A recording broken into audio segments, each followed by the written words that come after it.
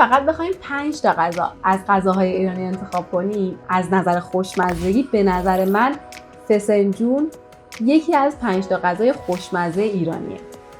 امروز میخوایم با هم یه فسنجون خیلی خوشمزه درست کنیم. ما نیاز داریم به 500 گرم مغز گردو برای 6 تا 7 نفر که هم میتونیم مغزهای تیره تر رو جدا کنیم که خب فسنجونمون تیره تر میشه و البته روغن بیشتری میندازه، و هم میتونیم مغزهای در هم استفاده کنیم مثل من الان میخوام گردو رو خورد کنم داخل غذا ساز. گردو رو چرخ هم میتونیم بکنیم، فقط از تیغه درشت چرخ گوشت استفاده میکنیم که گردوها له نشن و روغن پس ندن.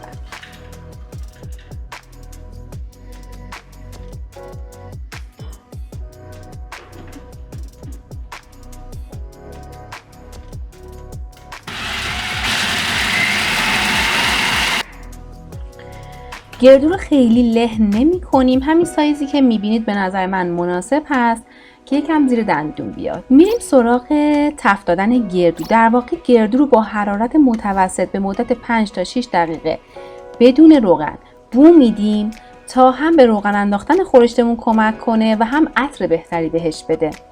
فقط مراقبیم که نسوزه و مدام هم میزنیم. تفت گردو تقریبا اوکی شده، تموم شده. کاملا عطر گردوی بوداده اینجا پیچیده و اون بوی خامی گردو از بین رفته. الان من گردو رو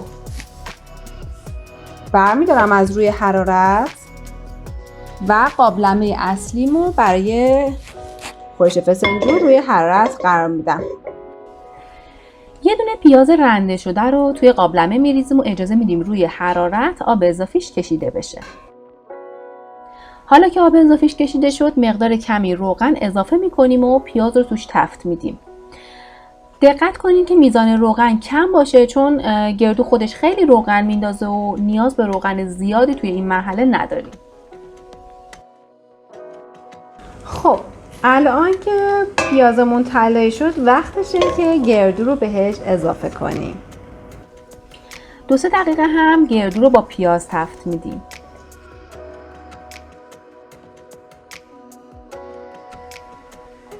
به اندازه 1.5 لیتر آب همدمای محیط به گردو اضافه میکنیم. اول حرارت رو زیاد میکنیم. وقتی که خورش جوش اومد، زیرش رو خیلی کم میکنیم تا جوشای ریز بزنه و درش رو میذاریم و 4 ساعت اجازه پخت میدیم. خب بریم برای دم کردن زعفرون.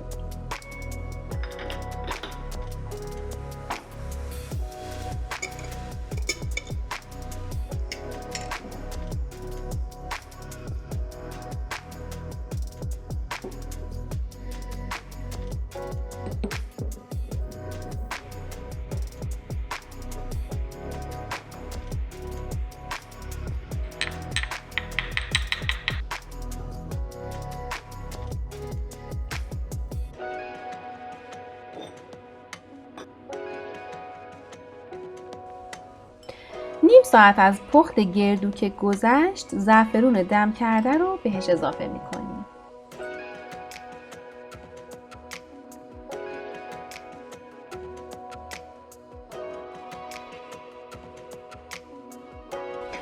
برای درست کردن گوشت قلقلی 400 گرم گوشت چرخ شده رو با یه پیاز رنده شده آب گرفته، یکم فلفل سیاه، یکم نمک ورز میدیم. بعد به اندازه گردوهای کوچیک قلقلی میکنیم و کنار میذاریم. شما میتونین خورش فسنجونتون رو با مرغ هم درست کنین، ولی من اینجا با گوشت قلقلی دارم درست میکنم.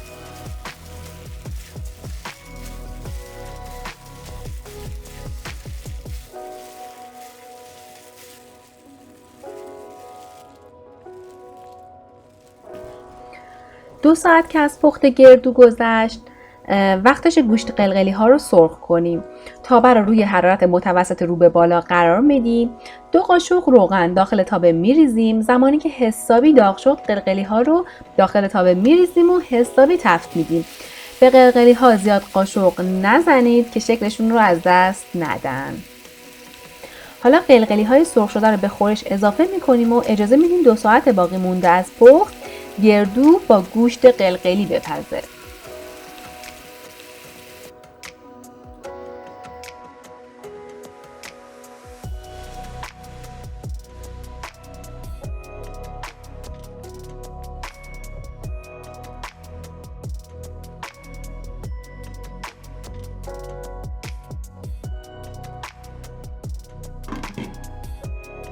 الان نزدیک 3 ساعته که خورش فسنجون ما داره میپزه با حرارت ملایم. همونطور که میبینید خیلی قشنگ روغن انداخته. الان وقتشه که رب انار و نمک خورش رو اضافه کنیم. هم میتونین از رب انار ترش استفاده کنین و هم ملس یا حتی یه مقدار شکر هم میتونین اضافه کنین، کاملا سلیقه‌ایه. من 4 قاشق رب انار ملس به خورشم اضافه میکنم و به مقدار لازم نمک. حالا اجازه میدم خورش جوش بزنه و طعم رب انار در بیاد. بعد خورش رو میچشم و اگر نیاز داشت باز هم بهش رب انار اضافه میکنم.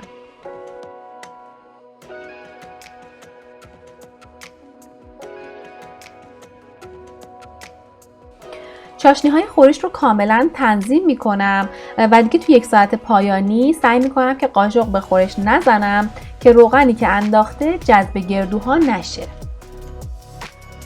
حالا که مزه‌دار کردن خورشمون کاملا تموم شده، یه 2 تا قالب یخ، 2 تا 3 تا قالب یخ کوچیک میندازیم داخل خورش.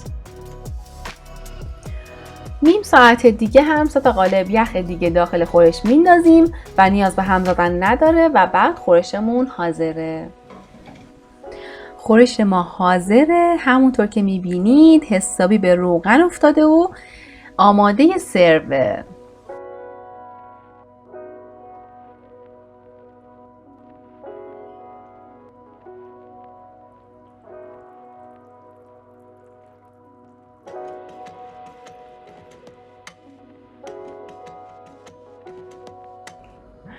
خب فسنجون ما حاضر شد. رسیدیم به بخش خیلی جذابش که تست غذاه. من اینجا تست میکنم.